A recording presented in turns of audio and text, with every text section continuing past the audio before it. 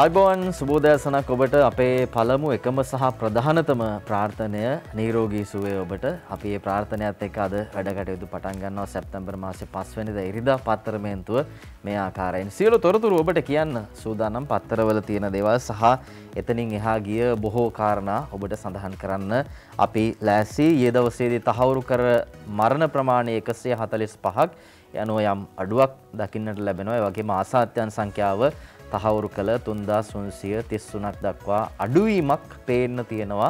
අර 4000 ඉක්මවා නොගිය දින කිහිපයක් අපිට පහුගිය දින කිහිපය විදිහට හඳුන්වන්න හැකියාව ලැබුණා. ඉතින් මේ தત્ත්වය අපි මේ විදිහටම තියාගන්න ඕනේ. තව අපේ පරිස්සම තියාගෙන සෞඛ්‍ය ආරක්ෂණ ක්‍රමවේද අනුගමනය කරමින් කටයුතු කළොත් ආසාත්‍යයන් ප්‍රමාණය අඩු වෙයි.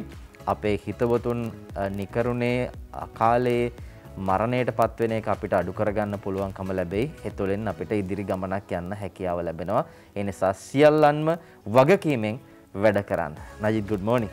good morning සමීර සුබදැසනක් ප්‍රාර්ථනා කරනවා හැම දිනෙකටම. දැන් සමීර කිව්වා වගේම මරණ ප්‍රමාණය අඩු වෙලා තියෙනවා. හැබැයි සමස්ත මරණ ප්‍රමාණය 9951ක්. දැන් අපේත් ඔබේත් රටේත් බලාපොරොත්තු මේ මරණ ප්‍රමාණය මෙතනින් නවතිනවා නම් බොහොම හොඳයි කියලා. හැබැයි සෞඛ්‍ය අංශ කියන විදිහට අද දවසේදී දැන් ඊයේ දවසේ සිද්ධ වෙච්ච අද දවසේ තහවුරු කරන ලද මරණත් එක්ක බොහෝ දුරට අද දවසේ අපේ රටේ මරණ ප්‍රමාණය දසදහසේ සීමාව ඉක්මවලා යයි කියලා විශ්වාස කරනවා. ඒ කොහොම වුණත් අපි ඔබට කියන්නේ පරිස්සමින් ඉන්න, ආරක්ෂාකාරීව ඉන්න. ලෝක තත්ත්වය ගත්තොත් සමීර දැන් මේ වෙනකොට කෝටි 22කට වැඩි පිරිසක් කොරෝනාව ආසාදනය වෙලා තියෙනවා. කෝටි 22කට වැඩි පිරිසක් 22 කෝටි 10,73,809ක් ලෝකීය ආසාදිතයන් ප්‍රමාණය. ඒ අතරින් 19 කෝටි 75 ලක්ෂ 63,018 දෙනෙක් සුවය ලබලා තියෙනවා. අවාසනාවකට ලෝකයේම සමස්ත මරණ 45 ලක්ෂ 74,394ක් සිද්ධ වෙලා තිනවා. ලක්ෂ 45කට වැඩි පිරිසක් මිය ගිහිල්ලා තිනවා කොරෝනාවෙන්. අපේ රටෙත් සැලකිය යුතු විශේෂම 9,951ක පිරිසක් කොරෝනාව ආසාදනය වෙලා මිය ගිහිල්ලා තිනවා. තත්ත්වය මේකයි. බය වෙන්න ඕනේ. බයෙන් කටයුතු කරන්න. බය හින්දාම ඔබ ආරක්ෂාකාරීව ගත කරන්න කියන පණිවිඩය තමයි අද දවසේ අපි ඔබට ලබා දෙන්න සූදානම් වෙන්නේ. අද දවසේ ජාතික පුවත්පත් බොහෝ තොරතුරු වාර්තා කරන කොරෝනාව පිළිබඳව තව බොහෝ දේවල් රටේ තොටේ තොරතුරු මේ සියල්ල ඉක්මනටම ඔබට කියන්න සූදානම්. අපි මව්බිමට යනවා. මව්බිම අද වාර්තා කරනවා මෙන්න මේ කාරණය. දැන් අපි දන්නවා නිරෝධායන ඇඳිරි නීතිය ක්‍රියාත්මකයි ලබන 13 වෙනිදා වෙනකන්. ඉතින් තවමත් නිසියාකාරව පාසල් ආරම්භ කරන දිනයක් සම්බන්ධයෙන් යම් අවධානයක් යොමු වෙලා නැහැ. විශේෂයෙන්ම එන්නත් කරණයෙන් පස්සේ පාසල් ආරම්භ කරනවා කියන තැන තමයි තවමත් ඉන්නේ. ඉතින් මේ தত্ত্বය අපි තේරුම් අරගෙන වගකීමෙන් වැඩ කරන්න ඕනේ. මොකද දරුවෝ තමයි ඔවුන්ගේ අධ්‍යාපනය තමයි අපිට ප්‍රමුඛව බලන්න වෙන්නේ මේ මොහොතේ. දරුවෝ මානසිකත්වය, ඔවුන්ගේ මානසිකත්වය, අධ්‍යාපන මට්ටම මේ සියල්ලක්ම බලන්න සිද්ධ වෙලා තියෙනවා. මේ අතරේ තමයි අද මව්බිම වාර්තා කරන්නේ බටහිර රටවල ආසාත්‍යයන් වැඩි වුණත් ඔවුන්ගේ පාසල් විවෘතයි. රට ක්‍රමානුකූලව යථා තත්ත්වයට පත්වෙමින් තිබෙනවා කියලා නීලිකා මල්ලවිගේ මහත්මිය සඳහන් කරනවා.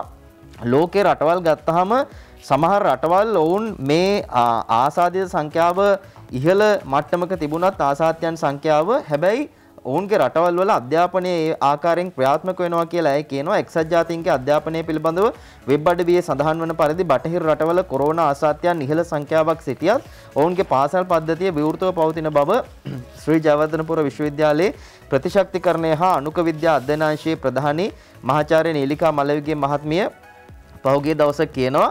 උදාහරණයක් විදිහට 2020 නොවැම්බරයේදී බ්‍රිතාන්‍යයේ කොවිඩ් ආසාත්‍යයන් සහ ප්‍රභේද ඉහළ අගයක් ගත්තත් එරටේ පාසල් පද්ධතිය විවෘතව පැවතුනත් ලංකාවේ ඒ වන විටත් පාසල් වසා දමා තිබුණා කියලා අය කියනවා. ඒ වගේම මේ වෙද්දිත් ලංකාවේ පාසල් තවදුරටත් වසා දමා තිබෙන නමුත් 2021 මැයි මාසයේ වන විට ශ්‍රී ලංකාවද ඇතුළුව පාසල් වසා දමා තිබුණේ ලෝකයේ රටවල් 23ක්. 2021 මැයි වෙද්දී අපිත් වහලා තියෙනවා. රටවල් 23යි ලෝකේ පාසල් වහලා තියෙන්නේ. ඒ වගේම වර්තමානයේදී ලෝකේ පාසල් වහලා තියෙන්නේ රටවල් 15ක විතර. ලංකාවත් ඒ 15 අතරට අයත් වෙනවා කියලා ඇය සඳහන් කරනවා. ඉතින් මේක අපිට වෙනස් කරගන්න ඕනේ. අපි පාසල් ඉක්මනින් ආරම්භ කරන්න ඕනේ කියන කතාව තමයි ඇය කියන්නේ. මේ පෞද්ගලික පාසල් දරුවන් එවැගේම දෙමව්පියන් ගුරුවරුන් මේ ආදී සියල්ලන් අමතමින් තමයි සාකච්ඡාවකදී අය මේ බව කිව්වා කියලා සඳහන් කරන්නේ. ඉතින් පාසල් පටන් ගන්න නම් අපි අපේ වගකීම නිසි පරිදි ඉටු කරන්න ඕනි. දරුවෝ ආරක්ෂා කරගන්න ඕනේ. ඒ වගේම එන්නත්කරණය සම්බන්ධයෙන් අවධානය යොමු වෙලා තියෙනවා. ඒ ගැනත් ඉදිරියේදී ඔබට හරියටම දැනගන්න පුළුවන්කම ලැබෙයි. මේ අතරේ තමයි අද වාර්තා කරන්නේ මව්බිම වෛද්‍ය සංගමේ එල්ලීමක්. පාසල් දරුවන්ට ෆයිසර් එන්නත දෙන්න GMO එක ජනපතිගෙන් ඉල්ලයි කියලා කියනවා. මේ වෙද්දී යම් තීරණයකට ඇවිල්ලා තියෙනවා මේ ෆයිසර් එන්නත ලබා දෙන්න වයස අවුරුදු 20ත් 30ත් අතර අයට මෙහෙම නැතුව පාසල් කණ්ඩමින් විවෘත කිරීම සඳහා ලෝක සෞඛ්‍ය සංවිධානයේ අනුමැතිය හිමි වෙලා තියෙන ෆයිසර් එන්නත ශ්‍රී ලංකාවේ වයස අවුරුදු 12ත් 17ත් අතර දරුවන්ට කඩනමින් ලබා දෙන්න කියලා රජයේ වෛද්‍ය නිලධාරීන්ගේ සංගමයේ ජනාධිපතිතුමාගෙන් ඉල්ලනවා. වයස අවුරුදු 18ට වැඩි ජනතාව සඳහා එන්නත්කරණය කිරීමට සිනෝෆාම් එන්නත භාවිත කළ හැකි අතර ඉතාමත් සීමිතව ලැබෙන ෆයිසර් එන්නත් මාත්‍රා වයස අවුරුදු 12ත් 17ත් අතර පාසල් දරුවන් සඳහා ලබා දීමට කටයුතු කිරීම වඩා යෝග්‍ය බව තමයි ජනාධිපතිවරයාගේ අවධානයට යොමු කරලා තියෙන්නේ. වෛද්‍ය සංගමයේ ෆයිසර් එන්නත පාසල් දරුවන්ට ලබා දීමෙන් දරුවන් අතර කොරෝනා වෛරසය පැතිරීම පාලනයටත් එවැගේම වයස අවුරුදු 18ට අඩු පාසල් දරුවන්ගේ කොවිඩ් මරණ සංඛ්‍යාව ඉදිරියේදී අඩු කර ගැනීමටත් දරුවන්ගේ අධ්‍යාපන කටයුතු නැවතත් යථා තත්ත්වයට කෙටි කාලයක් අතරතුර පත් කර ගැනීමටත් හැකිවන බව රජයේ වෛද්‍ය නිලධාරීන්ගේ සංගමයේ ලේකම් වෛද්‍ය සෙනාල් ප්‍රනාන්දු මහත්මයා කියලා තියෙනවා. ඉතින් එහෙම ඉල්ලීමක් තමයි තියෙන්නේ. කෙසේ නමුත් මේ වෙද්දිත් මේ ෆයිසර් එන්නත තරුණයන් සඳහා වයස අවුරුදු 18ත් 30ත් අතර අයට ලබා දීම ආරම්භ කරලා තියෙනවා. හැබැයි රජයේ වෛද්‍ය නිලධාරීන්ගේ සංගමය කියන්නේ වයස අවුරුදු 12ත් 17ත් අයට ලබා දෙන්න කියලා. ඒ වගේම අපි දන්නවා රජයේ මේ වෙනුවටත් තීරණය කරලා තියෙනවා පාසල් දරුවන්ටත් එන්නත් ලබා දෙන්න. ඉදිරියේදී ඒ ගැන තොරතුරු ඔබට කියන්න හැකියාව ලැබේ. හොඳයි සමීර, වෛද්‍ය නිලධාරීන්ගේ සංගමය එහෙම කියනකොට වෛද්‍ය නිලධාරීන්ගේ සංසදය මෙහෙම කතාවක් කියනවා. අද ලංකාදීපේ වාර්තා කරන පුවතක්. දකුණු අප්‍රිකා ප්‍රභේදය ආවොත් පැතිරීමේ වේගය 300ක් කියලා අද දවසේ මේ රජයේ වෛද්‍ය නිලධාරීන්ගේ සංසදයේ සභාපති වෛද්‍ය රුක්ෂාන් බෙල්ලන මහත්තයා කියනවා දකුණු ඇමරිකාවේ හා දකුණු අප්‍රිකාවේ පැතිරෙමින් පවතින C12 කොරෝනා ප්‍රභේදය ශ්‍රී ලංකාවේ ව්‍යාප්ත වූහොත් එම පැතිරීමේ වේගය 300ක් වනු ඇතැයි අනාවරණය වී තිබෙනවා. විශේෂයෙන්ම මේ ප්‍රභේදයත් එක්කම ඩෙල්ටා ප්‍රභේදය වගේ තුන් ගුණයකින් වෛරසය පැතිරීමේ ඉඩකඩ ඇති බැවින් වෛරසය රටට ඇතුළු වන තුරු බලා නොසිට ජනතාවගේ ආරක්ෂාව සඳහා කල්ැතිව අවශ්‍ය තීන්දුව తీරන ගත යුතු ඇති බවද වෛද්‍ය බෙල්ලන මහත්තයා කියලා තිනවා. ඩෙල්ටා වෛරසය පැතිරෙමින් පවතිද්දී තීරණ ක්‍රියාත්මක කළ ආකාරයට දකුණු අප්‍රිකා ප්‍රභේදය සඳහාද කටයුතු කළහොත් අතිශයින් බරපතල තත්ත්වයකට රටපත් වන බව වෛද්‍ය බෙල්ලන මහත්තයා වැඩිදුරටත් පෙන්වලා දුන්නා කියලා අද දවසේ ලංකාදීප පුවත්පත සඳහන් කරනවා. ඒ අතරදී දැන් ලංකාදීපේ වාර්තා කරන තවත් කාරණාවක් ඒ තමයි එන්නත් හරියට ගැහුවොත් ලබන මාසෙදී මරණ අඩු වෙනවා කියලා රජයේ වෛද්‍ය නිලධාරීන්ගේ සංගමය කියනවා. දැන් එන්නත් හරියට ගැහුවොත් එහෙම ලබන මාසයේදී මරණ ප්‍රමාණය අඩු වෙනවා කියලා තියෙන දයාසිරි ලියනගේ ලියන්නේ.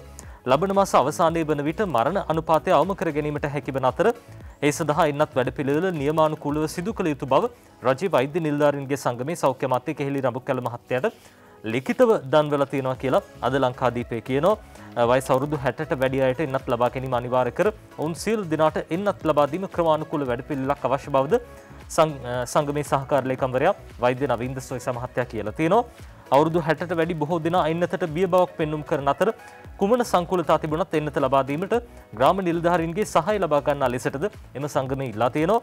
මීට අමතරව වසංගත රෝග විද්‍යාංශයට අයත් කාර්යයන්ට අදාළව අනුකමිටු 6ක් පත් කර එම කමිටු මගින් කොරෝනා වසංගතයේ මැඩලීමට අවශ්‍ය බලය පවරන ලෙස ඇමතිවරයාකින් ඉල්ලා ඇති බවත් සොයිසා මහත්තයා කිව්වා කියලා අද ලංකාදීප පුවත්පත කියනවා. ඉතින් අපි දැක්ක රජයේ වෛද්‍ය නිලධාරීන්ගේ සංගමයේ ලොකු හඬක් නගනවා මේ අවශ්‍ය කටයුතු සිදු කරන අතරදී වෛද්‍ය නිලධාරීන්ගේ සංසදය ඒ අවශ්‍ය උපදෙස් ලබා දෙනවා.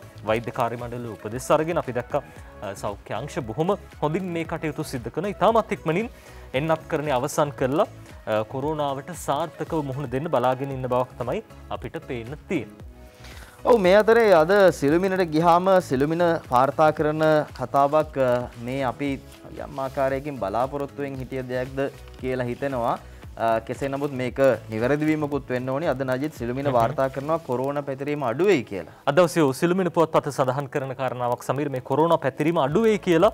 දැන් ඉදිරි දින 10 පුරා දෛනික 4000 ඉක්ම වූ මෙරට කොවිඩ් ආසාදිතයන් සංඛ්‍යාව බදාදා වෙනකොට 3000 සීමාවට අඩු වෙලා තියෙනවා. වසංගත රෝග විද්‍යාංශයේ මේ බව සඳහන් කරන්නේ.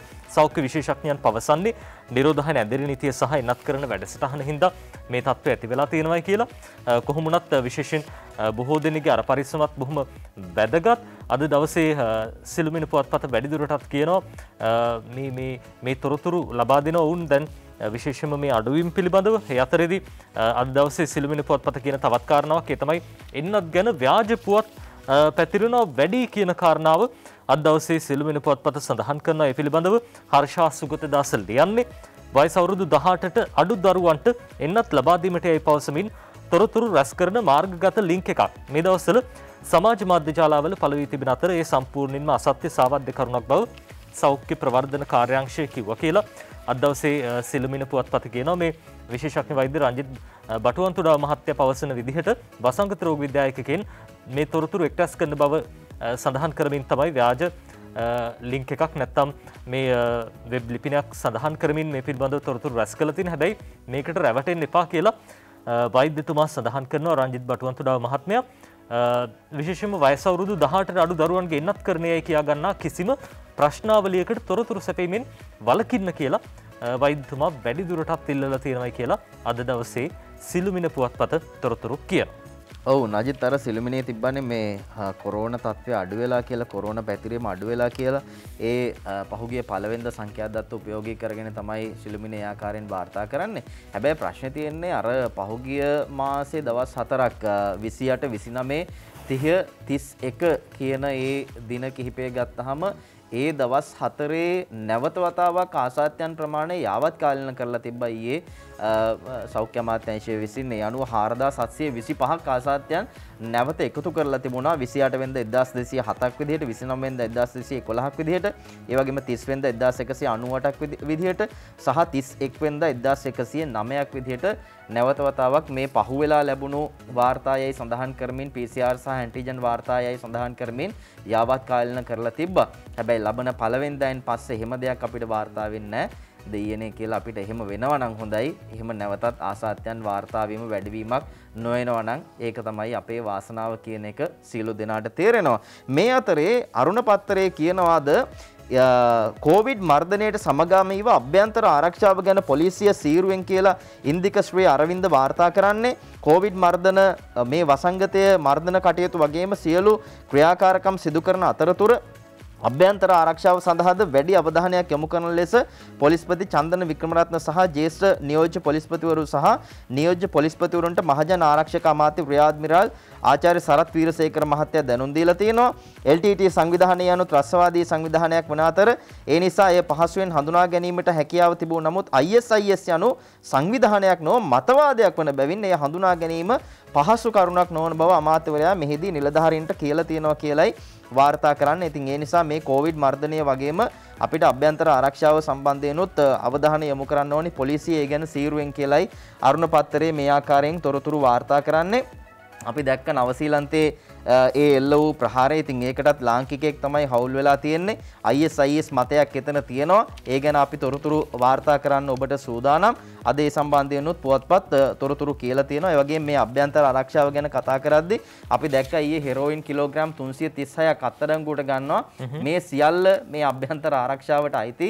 අපේ රටට මහා පරිමාණයෙන් ජාවාරම් කරනවා නම් ඒ සියල්ලක්ම මේ කොරෝනා මැඩලීම් සිද්ධ කරන අතරේ කොරෝනා සම්බන්ධයෙන් වැඩි අවධානයක් යොමු කරලා තියෙන වෙලාවෙත් ඒ කටයුතු ඒ ආකාරයෙන්ම කරනවා. ඒ සඳහා ආරක්ෂක අංශ අවධානය යොමු කරලා තියෙනවා කියන එක මේ හරහා මතක් කළ යුතුයි. මේ අතරේ අරුණ කියනවා කොවිඩ් නිසා රටට එන්න හිතාගෙන හිටපු අය කොවිඩ් නිසා රටට එන්න ඉල්ලලා තිබුණ ශ්‍රී ලාංකිකයන් සියලු දෙනාම මේ වෙද්දි ගෙන්නලා තියෙනවා කියලා තාරක බාලසූරිය රාජ්‍ය අමාත්‍යවරයා කියනවා. මේ කොවිඩ් වසංගතයේ හේතුවෙන් විදේශීය අමාත්‍යාංශය හරහා මෙරටට යලි පැමිණීමට ඉල්ලුම් කරලා තිබුණා ශ්‍රී ලාංකිකයන් විශාල පිරිසක්. ඉතින් ඔවුන් ගෙන්වන්න කටයුතු කරලා තියෙනවා කියලා රාජ්‍ය අමාත්‍යවරයා සඳහන් කරනවා. අපි දැක්කා ඒ කාලේ නජිත් ලෝකයේ විවිධ රටවල් වල කොරෝනා ඉතාමත් වේගෙන් පැතිර යද්දී අපේ රටේ ප්‍රශ්නයක් තිබුණේ නැහැ. ඉතින් ඒ නිසා ලාංකිකයන් විවිධ රටවල් වල සේවය කරන ශ්‍රී ලාංකිකයන් කල්පනා කරා මෙහෙ එන්න පුළුවන් නම් හොඳයි කියලා. වුන් ලියාපදිංචි වුණා. වුන්ට ලියාපදිංචි වෙන්න අවස්ථාව ලබා දීලා තිබුණා.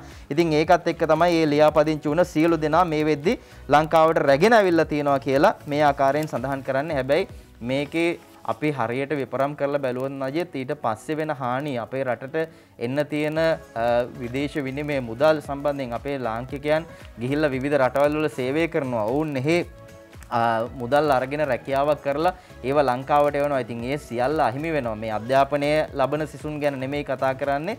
ඉතින් ආර්ථික පැත්තෙන් ගත්තාම ලොකු හානියක් ආර්ථිකයට සිද්ධ වෙලා තියෙනවා. කෙසේ නමුත් ඔවුන්ගේ ජීවිත සුරක්ෂිතයි. ඔවුන් ලංකාවට ගෙනලා තියෙනවා. අද ඒ ගැන මේ ආකාරයෙන් වාර්තා කරනවා. ඒ අතරදී සමීර දැන් රටක් විදිහට අපි හැමදෙනෙක්ම එකට එකතු වෙලා පෙළ ගැහින්න ඕන කාලයක් කොරෝනාව පරාජය කරන්න.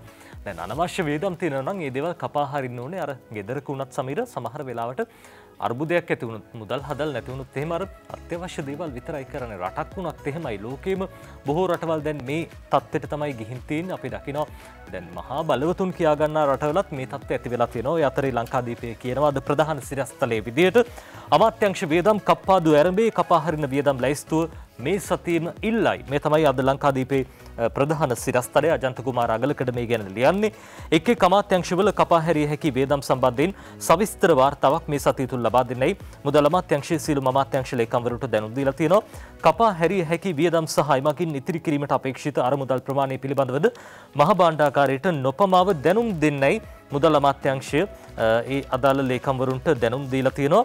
විශේෂයෙන්ම දැන් කොවිඩ් අර්බුදය හේතුවෙන් දේශීය සහ ජාත්‍යන්තර වශයෙන් නැති වී තිබෙන තත්ත්වය තුළ රජයේ ආදායම අපේක්ෂිත මට්ටමට වඩා විශාල වශයෙන් අඩුවීමත් එම ආදායම මේ වසරේ රජයේ වියදම් පියවා ගැනීමට ප්‍රමාණවත් නොවීමත් සැලකිල්ලට ගනිමින් රජයේ වියදම් දැඩි ලෙස සීමා කිරීමට රජය පියවර අරගෙන තියෙනවා. මේ රජයේ වියදම් සීමා කිරීම සම්බන්ධයෙන් මුදල් අමාත්‍ය වැසිල් රාජපක්ෂ මහත්මයා විසින් ගිය සතියේ කැබිනට් මණ්ඩලයේද දැනුවත් කළා කියලා අද දවසේ ලංකාදීපය කියනවා. ඊ දවසෙත් අපි සමීර විශේෂයෙන්ම මේ දැන් මේ දවස්වල මේ රට පෙරට ගෙන යන ව්‍යාපාරිකයෝ ව්‍යවසායිකයෝ බොහෝ පිරිසක් උනන්දුවෙන් කටයුතු කරන ඊ දවසෙත් අපි විශේෂයෙන්ම ඔබට මතක් කළා දැන් රට ලෝකයේ ජයගත්ත ව්‍යාපාරිකයෝ බොහෝ දෙනෙක් අදහස් පළ කළා මේ කොහොමද මේ වගේ අර්බුදකාරී අවස්ථාවක රටක් ඉස්සරහට යන්න කියන කාරණාව අපිට පුළුවන් අද දවසෙත් අපි ඔබට ඒ පිළිබඳව ඉදිරිපත් කරන බොහෝ ප්‍රකට ව්‍යාපාරිකයන් අපේ රටේ ඔවුන් දක්වන්නේ බොහොම සුබවාදී අදහස් මේ තත්ත්වෙන් අපිට ගොඩ එන්න පුළුවන් ඔවුන්ගේ දැන් තේමා පාඨය ආදර්ශ පාඨය වෙලා තියෙන yes we can අපිට පුළුවන් මේ අර්බුද අවස්ථාවෙන් ජය ගන්න කියන කාරණාව.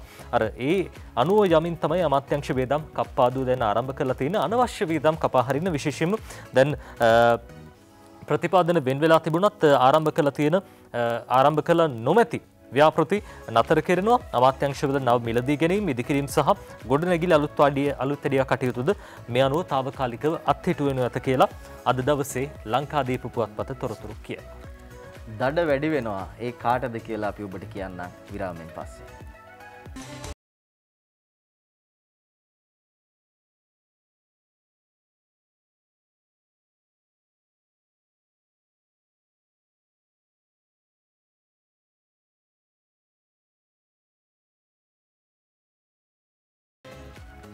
අද වාර්තා කරන මව්බිම් පත්තරේ අත්‍යවශ්‍ය ආහාර ද්‍රව්‍යවල පාලන මිල පැන්නොත් ලක්ෂ 50 දක්වා දඩ දෙවෙනි වර අහු වුණොත් කෝටියක් දක්වා මේ දඩ මුදල ඉහළ යනවා. ඉදිරියේදී මේ සංශෝධන ගේන්න නියමිතයි පාර්ලිමේන්තුවට ඉදිරිපත් කරන්න නියමිතයි. බොහෝ විට ලබන සතියේ පාර්ලිමේන්තුව දවස් දෙකක් කැඳවීමට රැස්වීමට නියමිත බව වාර්තා වෙනවා. ඉතින් ඒ අනුව මේ කාරණාත් පාර්ලිමේන්තුවට ඉදිරිපත් කරන්න අවධානය යොමු වෙලා තියෙනවා. දැන් තියෙන්නේ රුපියල් ලක්ෂයක් වගේ ගාණක්. ඉතින් ඒ ගාණ වැඩි කරන්න තමයි මේ ආකාරයෙන් නියම වෙලා තියෙන්නේ. පාලන මිලට වඩා අධික මිලට භාණ්ඩ අලෙවි කරන සමාගමක් හෝ හවුල් ව්‍යාපාරයක් සම්බන්ධව දැන්ට පනවලා තියෙන රුපියල් ලක්ෂ 5 දඩය ලක්ෂ 50 දක්වා දෙවනි වර නීතිය රැහැනට අහු වුණොත් පවතින ලක්ෂ 10 දඩය ලක්ෂ 100 දක්වාත් ඉහළ නැංවීමට කටයුතු කරනවා කියලා පාරිභෝගික ආරක්ෂණ රාජ්‍ය මැතිතුමා ලසන්ත අලගිය වන්න මහත්තයා කියනවා. ඒ වගේම දැන්ට නියම කරලා තියෙන තනි පුද්ගලයෙකුට රුපියල් ලක්ෂයක දඩ මුදලක් මේක ලක්ෂ 5 දක්වා වැඩි කරනවා. ඒ වගේම දෙවැනි වර අහු වුණොත් ලක්ෂ 10 දක්වා ඉහළ දාන්න මේ ආකාරයෙන් නීති රීති සංශෝධනය කරන්න නියමිතයි. අදාළ පනත් කෙටුම්පත පාර්ලිමේන්තුවට පළමු වර කියවීම සඳහා ඉදිරිපත් කර ලබන සතියේ විවාදයට ගැනීමට නියමිත බව රාජ්‍ය අමාත්‍යවරයා කියනවා. ඉතින් මේකට කවුරු ඡන්දෙ දෙයිද නොදෙයිද දන්නේ අපි බලමු. ඒ ගැනත් මම දැක්ක පත්තරවල තියෙනවා. ඔබට කියන්නම් කවුද බලමු ජනතාව පැත්තේ හිටගන්නේ නැත්නම් අහිංසක පාරිභෝගිකයන් පැත්තේ. හැමදාම පාරිභෝගිකයන්ට වන අසාධාරණ කන්නේ වැඩිපුර කතා කරන්න සිද්ධ වෙලා තියෙන්නේ. දැන් පාරිභෝගිකයන් පැත්තේ හිටගන්නේ කවුද? ව්‍යාපාරිකයන් පැත්තේ හිටගන්නේ කවුද කියලා බලා ගන්න පුළුවන්. ව්‍යාපාරිකයන් කියන්නේ මේ හරිම හොඳ මේ විනය ගරුකව ඒ වගේම නීතියට අනුව යම් ව්‍යාපාරයක් කරලා පොඩි ලාභයක් අරගෙන හොඳ ව්‍යාපාර කරන මිනිස්සු නෙමෙයි. වැඩි හරියක් ඉන්නේ මේ වෙලාවේ කවුද කියලා ඔබ දන්නවනේ. ඇන්ටිජන් කට්ටල වලින් පවා හොරා කන මිනිස්සු ඉන්නේ. ඉතින් ඒ උදවිය ගැන තමයි අපිට තියෙන ප්‍රශ්නේ. ඒ අයට නීතිය ක්‍රියාත්මක වෙන්න ඕනි කියලයි මහ ජනතාවගේ අදහස වෙලා තියෙන්නේ. මේ අතරේ අද මව්බිමට ගියාම මව්බිම වාර්තා කරනවා මේ පාලන මිලට එරෙහිව යම් ආකාරයකින් මේ නීති රීති ගේන්න සූදානම් වෙලා තියෙද්දි අරුණ පත්තරේ කියනවා පාලන මිලට එරෙහිව හාල් හිඟයක් හදන්න මෝල් හිමියන් මේ වෙද්දෙත් කටයුතු කරලා තියෙනවා කියලා වී කෙටීම අඩු කරයි හාල් කඩේට නොයවා ලොරි ගෑරේජ් වලට ඒ වගේම යන්ත්‍ර අක්‍රිය කර සේවකයන්ට කොවිඩ් හදයි නාඩු කිලෝවට 110ක් ඉල්ලයි කියලා මේ විදිහට වාර්තා කරනවා. අපි දැක්ක මේ මහා පරිමාණ වීමෝල් හිමියන් එක්ක සාකච්ඡා කරන්න ඒ අදාළ බලධාරීන් යනවා. ඒ ගිය වෙලාවේ ඔවුන් කිසි ප්‍රශ්නයක් නැහැ එකඟ වෙනවා ඒ අදාළ මිල ගණන් වලට ලබා දෙන්න. කෙසේ නමුත් දැන් තත්ත්වය වෙනස් වෙමින් තියෙනවා කියලා තමයි අරුණ මේ විදිහට වාර්තා කරන්නේ. සහල් මිල සඳහා පහුගිය බ්‍රහස්පතින්දා රාත්‍රියේ නිකුත් කළ ගැසට් නිවේදනයත් එක්ක ප්‍රධාන සහල් මෝල් වලින් දෛනිකව නිකුත් කරන ලබන සහල් තොග ප්‍රමාණය සීමා කරන්න සැලසුම් කරලා තියෙනවා. පහුගිය සිකුරාදා පෙරවරුවේ පොළොන්නරුවේ ප්‍රධාන හෝටලයක පැවති රහසිගත සාකච්ඡාවකදී දිස්ත්‍රික්කයේ ප්‍රධාන මෝල් හිමියන් එම එකඟත්වයට පැමිණ තියෙනවා කියලයි මේ විදිහට වාර්තා කරන්නේ. ඉතින් ප්‍රධාන මෝල් හිමියන් කිව්ව ගමන් අපිට ඔන්න මතක් වෙන මූණු ටික තියෙනවා. ඒවා කියන්න ඕනේ නැහැ කවුද කියලා. මූණු ටික මතක් කරගන්න ඔබටත් පුළුවන්. එහිදී දැනට දෛනිකව නිෂ්පාදනය කරන මේ සහල් ප්‍රමාණය තුනෙන් එකකට අඩු කරන්න තීරණය කරලා තියෙනවා කියලා මේ ආකාරයෙන් වාර්තා කරනවා. ඒගොල්ලෝ මේක මෙහෙම කරන්නේ පාලන මිලට එරෙහිව හාල් හිඟයක් හදන්න වී කෙටීම අඩු කරනවා. හාල් කඩේට අරගෙන එන්නේ ලොරි ගෑරේජ් වලට දානවා. යන්ත්‍ර අක්‍රිය කරලා මේ සේවකයන්ට කොවිඩ් කියලා කියනවා. මේ විදිහට තමයි මේගොල්ලෝ මේ සැලසුම දියත් කරන්න සූදානම් වෙලා තියෙන්නේ කියලා අද වාර්තා කරනවා. බලමු මෙතනින් එහාට කොහොමද පාරිභෝගික අධිකාරිය කටයුතු කරන්නේ. ඔවුන් මේ පුද්ගලයන්ට එරෙහිව නීතිය ක්‍රියාත්මක කරන්නේ කොහොමද? ඒ වගේම අත්‍යවශ්‍ය කොමසාරිස්වරයා හදිසි නීතියට අනුව කටයුතු කරන්නේ කොහොමද? මේ ආදී සියලු කරුණු බලා ගන්න හැකියාව ලැබෙයි. අපි දැක්කා දැවැන්ත හාල් මෝල් ප්‍රමාණයක් ඒ වගේම සීනි ගබඩා මේ ආකාරයෙන් වටලනවා. මේ අහිංසක මිනිසුන්ට සාධාරණ මිලට ලබා නොදෙන ඒවා තමයි වැටලීමට ලක් කරන්නේ. අපි බලමු මොන ආකාරයෙන්ද මේ උදවියට නීතිය ක්‍රියාත්මක කරන්න කියලා. මේ අතරේ මව්බිමට ගියාම මව්බිම කියනවා අත්‍යවශ්‍ය සේවා වලට බාධා කළොත් දැඩි දඬුවම් දඩේට අමතරව දේපලත් රාජසන්තකයි කියලයි මේ විදිහට අද පත්තරේ දාලා තියෙන්නේ. රාජ්‍ය සේවයේ යම් සේවාවක් අත්‍යවශ්‍ය සේවාවක් බවට ප්‍රකාශයට පත් කළ අවස්ථාවක එම සේවාව පවත්වාගෙන යාමට බාධා පමුණවන අය සම්බන්ධයෙන් ගනු ලබන ක්‍රියාමාර්ග ගැසට් මගින් ප්‍රකාශයට පත් කර තියෙනවා. ඒ වගේම ජනාධිපති ගෝඨාභය රාජපක්ෂ මහතාගේ අසනෙන් නිකුත් කර ඇති මේ අතිවිශේෂ ගැසට් පත්‍රය මගින් අදාළ නියෝග ප්‍රකාශයට පත් කරලා තියෙනවා. යම් හදිසි අවස්ථා නියෝගයකින් ජනාධිපතිවරයා වෙත පවරනු ලැබූ හෝ නියම කරනු ලැබූ යම් බලයක් කාර්යයක් හෝ කර්තව්‍යයක් ජනාධිපතිවරයා විසින් ඒ වෙනුවෙන් බලය පවරනු ලැබූ ඇමතිවරයෙකු විසින් ක්‍රියාත්මක කිරීම අනියෝජනය කිරීම හෝ ඉටු කිරීම හෝ කළ හැකි බවද ඒ අතිවිශේෂ ගැසට් නිවේදනයේ සඳහන් වෙනවා. ඉතින් මේවා ක්‍රියාත්මක කරන්න බැරි කවුරු හරි ඉන්නවා නම් ඒවට බාධා කරන අය කවුරු හරි ඉන්නවා නම් ඒ අයට දඩේට අමතරව දේපලත් රාජසන්තක කරන්න නීති රීති තියෙනවා කියලයි මව්බිම අද මේ ආකාරයෙන් තොරතුරු වාර්තා කරන්නේ. ඒ අතර සමීර දැන් මේ වනකොට කොළඹ තත්ත්වය කොහොමද? අපි දැන් පාරේතොට යනකොටත් සමහර වෙලාවට දැන් ඉස්සර කොළඹ වගේ නෙමෙයි දැන් කොළඹ වාහන අඩුයි පුත්කොලියෝ සැරිසරනවා අඩුයි. හැබැයි අර දැන් නිරෝධායන ඇදිරි නීති ක්‍රියාත්මක කාල සීමාවක් හින්දා තමයි මේ තත්ත්වය වැඩිපුරම ඇතිලා තියෙන්නේ. කොහොමුණත් අද දවසේ ලංකාදීපය කියන කතාවක් මේ නගරයේම තත්ත්වය අවදානම් අත්‍යවශ්‍ය කරුණකට හැර කොළඹට එන්න එපා කියලා කොළඹ නගරාධිපතිනිය ඉල්ලීමක් කළා තියෙනවා. රෝසි සේනානායක මහත්මිය නිශාන්ත කුමාර බණ්ඩාර මේ පුවත ලියන්නේ අත්‍යවශ්‍ය කාරණාවකට හෝ රාජකාරියකට හැරෙන්නට කොළඹ නගරයට නොපැමිණෙන ලෙසට කොළඹ නගරාධිපතිනි රෝසි සේනානායක මහත්මිය ජනතාවගෙන් ඉල්ලලා තියෙනවා. විශේෂයෙන්ම දැන් මේ වෙනකොට කොළඹ ප්‍රදේශයේ කොවිඩ් ඩෙල්ටා ප්‍රභේදයේ ශීඝ්‍ර පැතිරීමක් දකින්න තියෙනවා. කොළඹ නගරය තුළ කොවිඩ් වෛරසයේ ඩෙල්ටා ප්‍රභේදයේ ශීඝ්‍රයෙන් පැතිරෙන බවට සෞඛ්‍ය විශේෂඥයන් දැනුම් දී තිබේ. ජනතාව ආරක්ෂා කර ගැනීම සඳහා අත්‍යවශ්‍ය කරුණකට හැරෙන්නට කොළඹ නගරයට පැමිණීමෙන් වළකින ලෙසට ඉල්ලීමක් කළා තියෙනවා. දිනපතාම ආසාදිතයන් 3500 සීමාව ඉක්මවමින් වාර්තා වන අතර මරණ සංඛ්‍යාවද 200 සීමාව ඉක්මවා ගොස් තියෙනවා. හැබැයි ඊයේ දවසේ මරණ ප්‍රමාණය 145ක්. කොළඹින් වාර්තා වන රෝගීන්ගෙන් 98%ක්ම ඩෙල්ටා ප්‍රභේදය ආසාදනය වූ රෝගීන් බවට සෞඛ්‍ය අංශ නාවරණය කරගෙන තියෙනවා කියලා අද වැඩිදුරටත් ලංකාදීප පුවත්පත ওই විදිහට තොරතුරු කියනවා. ඉතින් විශේෂයෙන්ම දැන් ඔබ දන්නවා ඔබට ලබා දීලා තියෙන උපදෙස් අනුව රටේ කොතනකටවත් ඔබ ගමන් කිරීමෙන් වළකින්න ඕනේ අත්‍යවශ්‍යම කරුණකට හැරෙන්නට. මොකද ඔබේ පරිස්සම තියාගෙන ඉන්නක බොහොම වැදගත්. අර අපි කතාවට කියන සමීර මේ ඉස්සරහට හම්බෙන ඕනම කෙනෙක්ව මේ කොරුණා ආසාදිතයෙක් කියලා හිතන්නේ විදිහට වැඩ කටයුතු කරන්න. එහෙම වුණොත් අපිට මේ රෝගයෙන් පරිස්සම් වෙන්න පුළුවන් කියන කාරණාව තමයි සෞඛ්‍ය අංශ පවා සඳහන් කරන්නේ. ඔව් හැබැයි දැන් රෝසි සේනානායක මහත්මිය කියනවා කොළඹෙන් එපා කියලා අත්‍යවශ්‍ය කරුණකට හැර අත්‍යවශ්‍යයි එන්න. අත්‍යවශ්‍ය රාජකාරිය සඳහා ඒ කටයුතු කරන අය ඒ අයට බාධාවක් නැහැ. ආරක්ෂකංශ මගින් ඒ සනාථ කිරීමෙන් පස්සේ එන්න පුළුවන් කොළඹට ඇවිල්ලා වැඩ කරන්න පුළුවන්. අනවශ්‍යයි එන්න එපා ඒක අපි පැහැදිලිවම කියනවා. වගේම නිරෝධායන ඇඳිරි නීති යටතේ පොලිසිය අත්අඩංගුවට ගන්නවා ඒ පුද්ගලයන් දැඩි පරීක්ෂා කිරීම සිදු කරනවා. ඒ නිසා ඒ ගැන වැඩි අවධානයක් යොමු කරන්න 13 වෙනිදා වෙනකන් ඇඳිරි නීතිය නිරෝධායන ඇඳිරි නීතිය ක්‍රියාත්මකයි. මේ අතරේ මව්බිම කියනවා ශ්‍රී ලංකාව කොවිඩ් අභියෝගයට මුහුණ දෙන අන්දම රටවල් 35ක අවධානයට යොමු වෙලා කියනවා කියලා. රටවල් 35ක් මේ වෙද්දි බලාගෙන ඉන්නවා අපි මොකද කරන්න කියලා.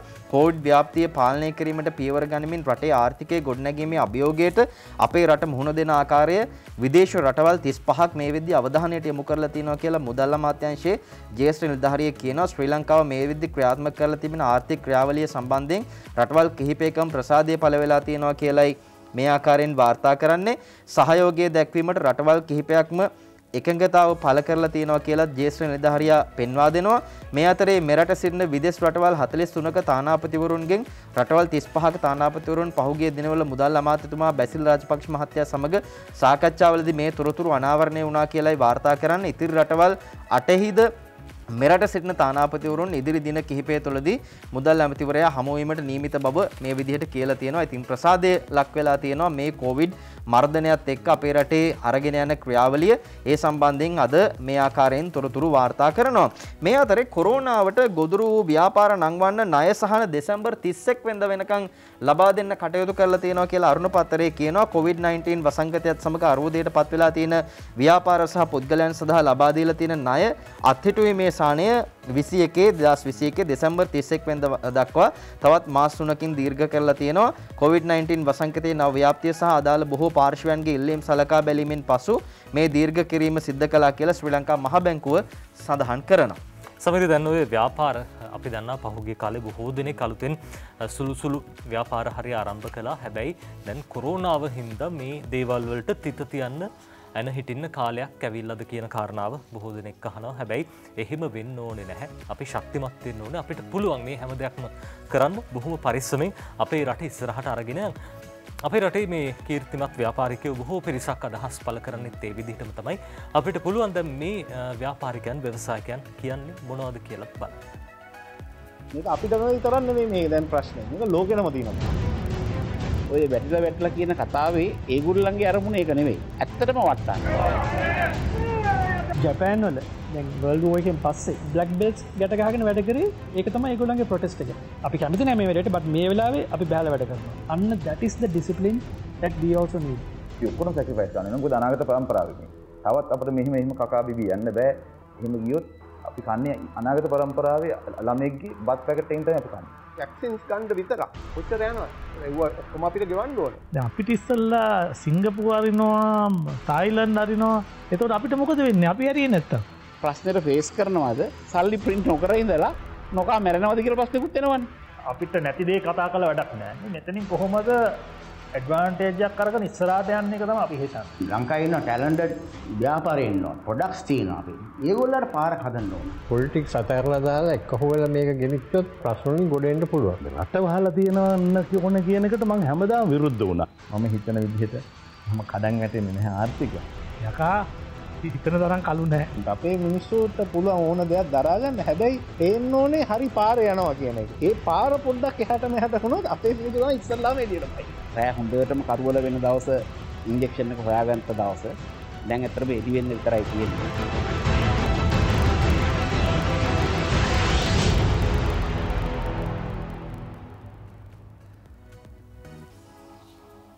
මෙතන අර සීනි හංගගෙන හිටපු ව්‍යාපාරිකයෝ එහෙම නැහැ හොඳේ. ඒ අය අපි සම්බන්ධ කරගන්නේ නැහැ මේ වගේ දේවල් වලට.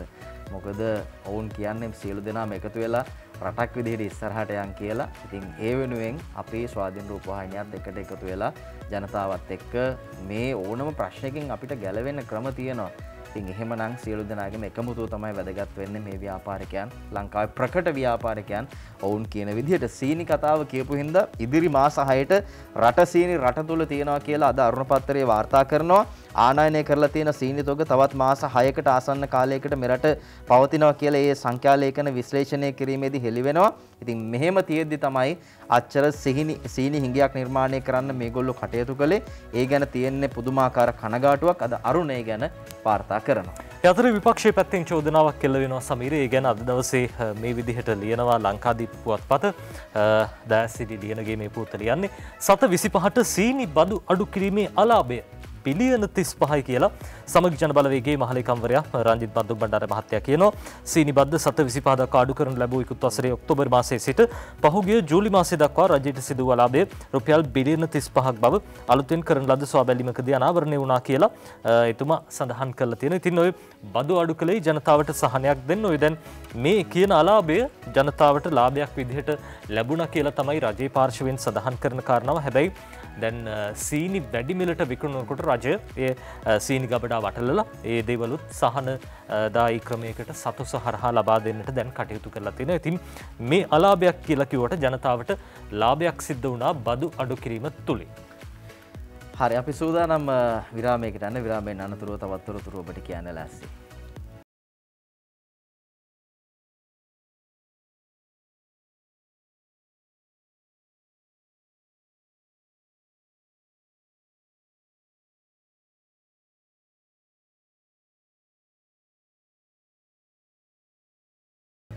අද අරුණ පත්‍රයේ කියනවා අත්‍යවශ්‍ය ආහාර ගැසට්ටුවට සජබ එජාප TNA විරුද්ධයි කියලා විරුද්ධව ඡන්දය භාවිත කරන්න සූදානම් කියලා මේ අත්‍යවශ්‍ය ආහාර සම්බන්ධයෙන් ජනාධිපතිවරයා විසින් රට පුරා පනවන ලද හදිසි නීතිය හෙට පාර්ලිමේන්තුවේදී මේ ආකාරයෙන් විරෝධය දක්වන්න මේ පක්ෂ තීරණය කරලා තියෙනවා කියලායි වාර්තා කරන්නේ.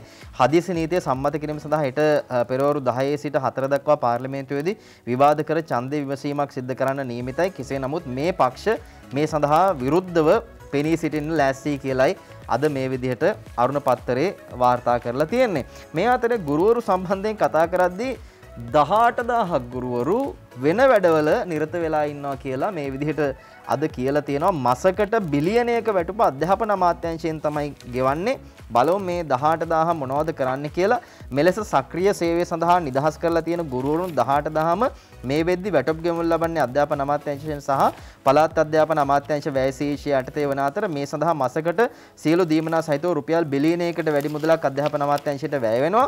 මේ ගුරුවරුන් මේ වෙද්දි වෘත්තීය සමිති සමාගම්හි ක්‍රියාකාරී සමාජිකයන් විදිහට ඒ වගේම වෙනත් දේශපාලන පක්ෂවල ක්‍රියාකාරී සමාජිකයන් විදිහට අමාත්‍යවරුන්ගේ වගේම පාර්ලිමේන්තු මන්ත්‍රීවරුන්ගේ මහජන සහ පෞද්ගලික සම්බන්ධීකරණ ඒ කාර්ය මණ්ඩලවල නිලධාරීන් විදිහට ශිෂ්‍ය බට පුහුණුකරුවන් විදිහට ප්‍රාදේශීය ලේකම් කාර්යාලවලත් සේවය සඳහා නිදහස් කරලා තියෙනවා කියලයි මේ විදිහට වාර්තා කරන්නේ. මේ නිසා ජාතික පාසල් වගේම පළාත් පාසල්වල දැඩි ගුරු හිඟයක් පවතින අතර රජය විසින් පහුගිය කාලයේදී බඳවාගත් උපාධිධාරීන් 50000න් 20000ක්ම ගුරුවරුන් ලෙස අනියුක්ත කිරීමට යෝජනා වෙලා තියෙනවා කියලා මේ ආකාරයෙන් තොරතුරු වාර්තා කරනවා.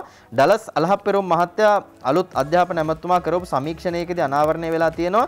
නියත වශයෙන්ම පූර්ණ කාලීන ගුරුවරු 16000ක පිරිසක් සක්‍රීය සේවය සඳහා නිදහස් කරලා තියෙනවා කියලා මේ ආකාරයෙන් අද ඒ ගැන වාර්තා කරලා තියෙනවා. ඉතින් බලන්න මොනතරම් අපරාධයක්ද කියලා දරුවන්ට උගන්වන්න එක පැත්තක තියලා වෘත්තීය මේ සංගම්වල ඒ නිර්තල දලන්න ඒ වගේම කවුරු හරි മന്ത്രി කෙනෙක්ගේ පස්සෙන් ගිහිල්ලා ඇමතිවරයෙකුට කියලා පොඩ්ඩක් නිදහස් කරගෙන ඒ වැඩ කරලා තමන්ගේ වැට්ටික් කරගන්න තමයි ඒගොල්ලෝ කටයුතු කරන්නේ. ඉතින් ඒ සඳහා අධ්‍යාපන අමාත්‍යාංශයෙන් පළාත් අධ්‍යාපන අමාත්‍යාංශයෙන් ලොකු මුදලක් වැය කරනවා. මේ මහා අපරාධ. ඉතින් ඒ නිසා ඒවා ඉදිරියේදී නැති කරන්න පුළුවන් නම් ඒක තමයි වටින්නේ. ඒවට වෙන අය දාගන්න පුළුවන් ඕන තරම් අය ඉන්නවා. ඔය නිදහසේ සේවය කරන්න පුළුවන් විවිධ තැන්වල අය ඉන්නවා. ඒගොල්ලන්ව යොදවලා අරගොල්ලන්ව අධ්‍යාපනය සඳහා යොදා ගන්න පුළුවන් නම් ඒක වටිනවා දරුවන්ගේ පැත්තෙන් ගත්තහම. ඔය අතර සමීර අධ්‍යාපන අමාත්‍යතුමන් දිනේෂ් ගුණවර්ධන මහත්තයා කියන කතාවක් අද සිළුමිණ පුවත්පත වාර්තා කරනවා. සිළුමිණ කියනවා ගුරුවරු යලිත් ඔන්ලයින් අධ්‍යාපනයට අධ්‍යාපන ඇමති දිනේෂ් කියයි. මේ සුභාෂිනී ජයරත්න මේ පුවත ලියන්නේ. බහුතරයක් ගුරු විදුහල්පතිවරු වැටුප් විෂමතා ඉවත් කිරීමේ අමාත්‍ය මණ්ඩල අනුකාරක සභා යෝජනා පිළිගන්නා බවත් ඉදිරියේදී ඔවුන් සේවයට වාර්තා කිරීමට කැමැත්ත පළ කර ඇති බවත් නැවතුණු ඔන්ලයින් අධ්‍යාපන කටයුතු නැවත ආරම්භ කිරීමට සූදානමින් සිටින බවත් රජයට සහාය දැක්වූ උන් සියලු දෙනාට තමන්ගේ ප්‍රශංසාව හිමි වන බවත් අධ්‍යාපන අමාත්‍ය දිනේෂ් ගුණවර්ධන මහත්තයා කියලා තියෙනවා. මේ පිළිබඳ වැඩිදුරටත් අදහස් දැක්වූ අධ්‍යාපන අමාත්‍යවරයා සඳහන් කළේ 1994 සිට වැටුප් විෂමතා ඉවත් කිරීමට විවිධ කමිටු වාර්තා ඉදිරිපත් කළත් ඊට පැහැදිලි තීන්දුවක් ලබා දුන්නේ වත්මන් රජයේ බවයි. ඉදිරියේදී නිකුත් කෙරෙන විශේෂයෙන්ම දැන් මේ චක්‍රලේඛය හරහා මේ සඳහා වූ චක්‍රලේඛය හා රුපියල් 5000ට අදාළ චක්‍රලේඛය ඉදිරියේදී නිකුත් කෙරෙන බවත් නොවැම්බර් මාසයේ වන විට ගුරු විදුහල්පති සේවාව සංවෘත සේවාවක් බවට පත් කිරීමට අවශ්‍ය නීතිමය පියවර ගන්නා බවත් අමාත්‍යවරයා හෙළි කළා. මේ ඔස්සේ අර ගුරුවරු කාලෙක ඉඳන් පීඩා විඳපු ගැටලු වලට පිළිතුරු ලැබෙනවා කියලා අධ්‍යාපන අමාත්‍යතුමන් කියන ඉක්මනටම දැන් දරුවන්ගේ ඔන්ලයින් අධ්‍යාපනය ආරම්භ කරන්න කටයුතු කරයි කියලා අපි විශ්වාස කරන සමීර දැන් මේ දේවල් දකින්නකොට අපිට පැහැදිලි වෙන කාරණා තමයි මේ රජයේ පාසල් වල තමයි අධ්‍යාපන කටයුතු නැහිටලා තියෙන්නේ. පෞද්ගලික පාසල් වල දරු දැරියන්ට ඔන්ලයින් අධ්‍යාපන කටයුතු සිදු කරනවා. යතරින් ගත්තාම අර දැන් විශේෂයෙන්ම මේ ජනවර්ග ගත්තහමත් සමහර වෙලාවට දැන් යාපනයේ පැත්තේ මඩකලපුව පැත්තේ නැගෙනහිර පළාතේ මේ අධ්‍යාපනය ක්‍රියාත්මක වෙනවා. දැන් මේ ක්‍රියාත්මක වෙන්නේ නැත්තේ බස්නාහිර පළාත කේන්ද්‍ර කරගනිමින් අනිකුත් පළාත්වල මේක බරපතල ගැටලුවක්. ඉතින් ගුරු මව් දෙමව්පියෝ මේ ගැනත් අවධානය යොමු කළ කටයුතු කරයි කියලා අපි විශ්වාස කරනවා.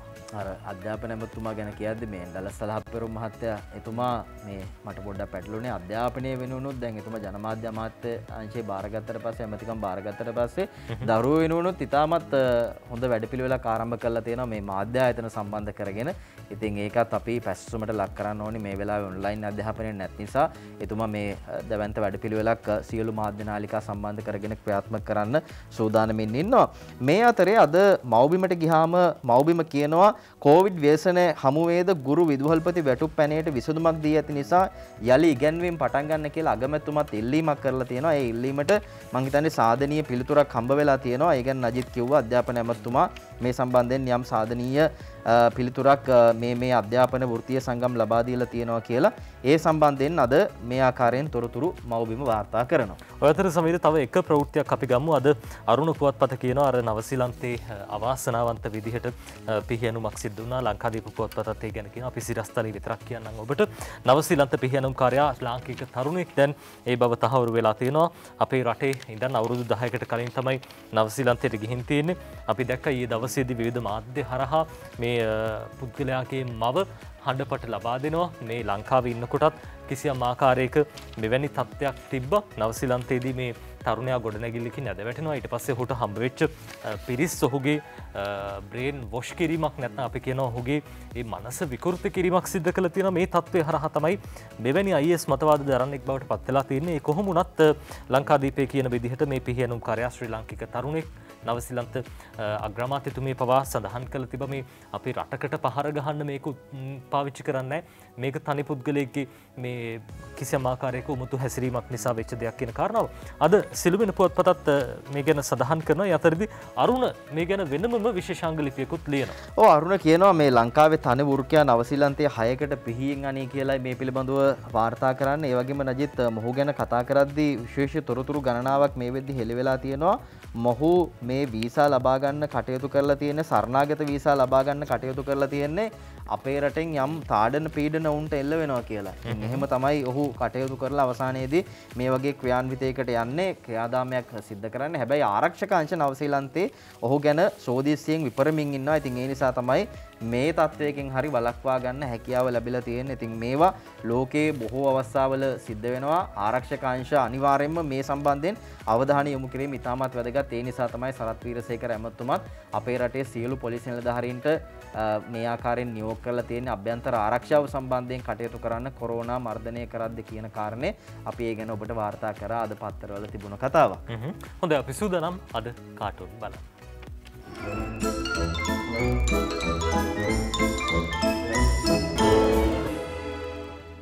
අපි මුලින්ම තෝරගන්නවා සතිය ගරුණු පුවත්පතේ අද දවසේ හසන්ත විජේනායක අඳින කාටුනේ බලන්න මේ මල්ලව පොර තරගයක් වගේ අපිට පේන්නේ බොක්සිං වලල්ලක් බොක්සිං තරගයක් මේ තියෙන්නේ බලන්නකෝ මේ ඉන්නේ කවුද කියලා වැටිලා බන්දුල ඇමතුමා ගුටි කාලා හොඳටම වැටිලා මේ වෙළඳ මාපියාවත් එක්ක ගහගෙන තමයි මේ විදිහට බන්දුල ඇමතුමා ගුටි කාලා වැටිලා ඉන්නේ. ඔය අතරේදී මහින්දානන්ද අලුත්කමගේ ඇමතුමත් ඇවිල්ලා එතුමටත් හොඳ ප්‍රහාරයක් එල්ල වෙලා තියෙනවා. ඒ අතරේදී දැන් ඔන්න අත්‍යවශ්‍ය සේවා කොමසාරිස්තුමා මේ පිටියට එනවා, වලල්ලට එනවා, බොක්සිං වලල්ලට. එතුමටත් ගුටි කන්න වේද නැත්නම් එතුමගෙන් වෙළඳ මාෆියාව ගුටි කයිද? හසන්ත විජේනායකගේ හුරේර කාටුන් එක ඇවිල්ලා ඔන්න කියනවා මේ විදිහට මේ දේශපාලඥයෙක් ෆයිසර් එන්නත ලබා දීම හමුදාවට පවරපු එකට GMO එක විරුද්ධයිලු. ඇයි හමුදාවේ හත්මුතු පරම්පරාවටත් ෆයිසර් විදීවි කියලා දොස්තර මහත්තුරු බය වෙලාද කියලා අහනවා. දොස්තර මහත්තුරු සමහර අය කරපු දේවල් මතක ඇති මහජනතාවට. මේ ලංකාදීප පුවත්පතේ දාසහපු වලනගේ අඳින තොප්පි කාටුනේ මේ ඉන්නේ සජිත් මහත්තයා. එතුමත් ඉතින් අර පැත්තේ හිටියා නම් අද සංවත්සරයට සහභාගී වෙන්න තිබ්බා.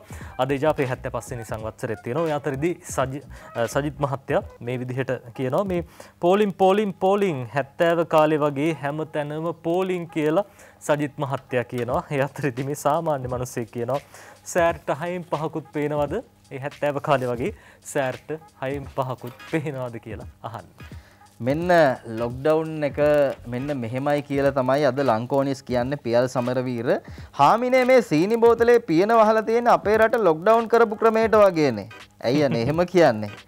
පියන වැහුවට මොකද බෝතලේ ඇතුලේ කූඹි පිරීලානේ හාමිනේ කියලා ඔන්න ලංකෝනිස්ගේ කියලා තියෙනවා බිරිඳට.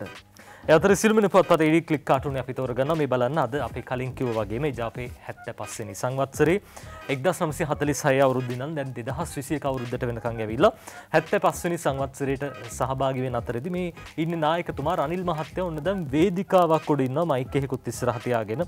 හැබැයි මෙතුමගේ කතාවලට සවන් දෙන්න ඉන්නේ 1 2 3 5 දෙනෙක් 6 දෙනෙක් විතර තමයි ඉන්නේ. ඔය දුරස්ත භාවය තියාගෙන ඉන්න හින්දා දන්නෙත් නැහැ. නැත්තම් පාර්ලිමේන්තුවේ එක ආසනයක් විතරක් තියෙන හින්දා කට්ටිය නැද්ද දන්නෙත් නැහැ. මේ අද විදුර අබේනායක ලියන කවිය දවසේ පද 4 අල්ලපු සීනි හංගාගෙන සිටි අයට 110 ගානේ දෙනවලු අතට නැති බැරි ජනතාව සතොසට ගිය කලට දෙනවලු 1 කිලෝවක් 130ට කියලා තමයි විදුර කවිය අවසන් කරලා තියෙන්නේ. අපි සූදානම් මේ කවියත් එක්කම අදට ඔබේ නිවසින් සමුවරගෙන යන්න. මතක් කරන්නේ පරිස්සම බොහොම වැදගත්. මුවාවරණ පළඳින්න. ඒ වගේම අර මීටර් දෙකේ දුර තියාගන්න දැන් ටිකක් දරුණුයි තත්ත්වේ. ඒ හින්දා පරිස්සමෙන් ඉන්න එක බොහොම වටිනවා.